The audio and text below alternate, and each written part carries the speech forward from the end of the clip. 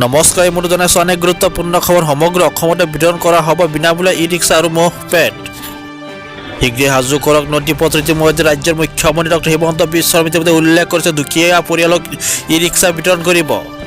আৰু লগতে চলি আছে আবেদন প্ৰক্ৰিয়া সংগ্ৰহ কৰক আবেদনৰ ফৰ্ম। ইতিমধ্যে আবেদন ফৰ্ম ফিল আপ কৰি দিয়ক আৰু ই ৰিক্সা লাভ কৰক।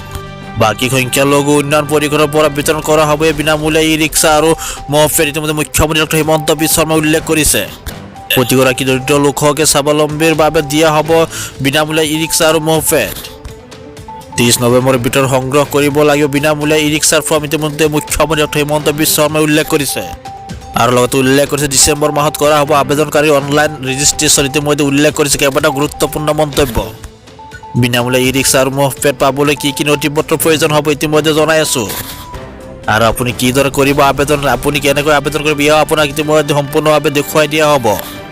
বিনামূলীয়াকৈ ই ৰিক্সা আৰু ম'হপেড পাবলৈ লাগিব আয়ৰ প্ৰমাণপত্ৰ। ইতিমধ্যে উল্লেখ কৰিছে কেইবাটাও প্ৰমাণপত্ৰ লগতে দাখিল কৰিব লাগিব আবেদনকাৰী সকলো বাধ্যতামূলক নথি পত্ৰ। ইতিমধ্যে কি নথি দিব লাগিব এয়া উল্লেখ কৰিম আৰু লগতে উল্লেখ কৰিছে নথি পত্ৰত বিসংগতি থকা আবেদনকাৰীয়ে নাপাব বিনামূলীয়া ই ৰিক্সা। ইতিমধ্যে উল্লেখ কৰিছে মুখ্যমন্ত্ৰী ডক্টৰ হিমন্ত বিশ্ব শৰ্মাই। অসম চৰকাৰৰ বাৰ্ষিক সংখ্যালঘু উন্নয়ন পৰিষদৰ তৰফৰ পৰা কৰা হৈছে ইতিমধ্যে ঘোষণা। 30 ডিচেম্বৰৰ ভিতৰত সংগ্ৰহ কৰিব লাগিব বিনামূলীয়া ই ৰিক্সাৰ ফৰ্ম। ইতিমধ্যে উল্লেখ কৰিছে আপুনি কেতিয়াৰ পৰা কেতিয়া জমা দিব লাগিব এই ফৰ্ম। আৰু লগতে উল্লেখ কৰিছে ডিচেম্বৰ মাহত কৰা হ'ব আবেদনকাৰীৰ অনলাইন ৰেজিষ্ট্ৰেশ্যন। ইতিমধ্যে উল্লেখ কৰিছে বিনামূলীয়া ই ৰিক্সা আৰু ম'হপেড পাবলৈ কি নথিৰ প্ৰয়োজন হ'ব আপোনাৰ ইতিমধ্যে উল্লেখ কৰিছোঁ।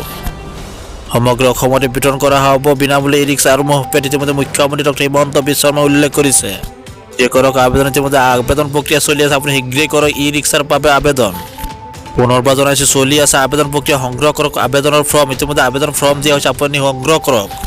প্ৰতিগৰাকী দৰিদ্ৰ লোককে স্বাৱলম্বীৰ বাবে দিয়া হ'ব বিনামূলীয়া ই ৰিক্সা আৰু ম'হপেড।